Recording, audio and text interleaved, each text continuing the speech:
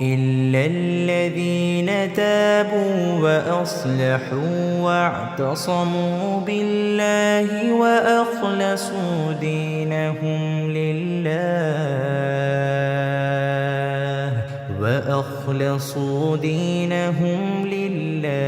فأولئك مع المؤمنين وسوف يؤتي الله المؤمنين أجرا عظيما ما يفعل الله بعذابكم إن شكرتم وآمنتم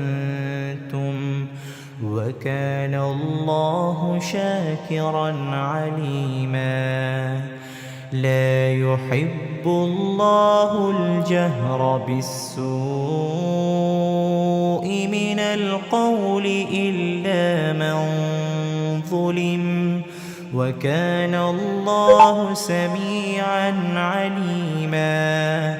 إن تبدوا خيرا أو تخفوه أو تعفوا عن سوء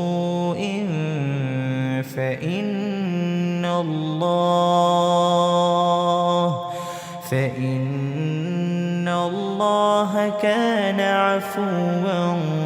قديرا إن الذين يكفرون بالله ورسله ويريدون أن يفرقوا بين الله ورسله ويقولون نؤمن ببعض ونكفر ببعض ويريدون أن يتخذوا بين ذلك سبيلا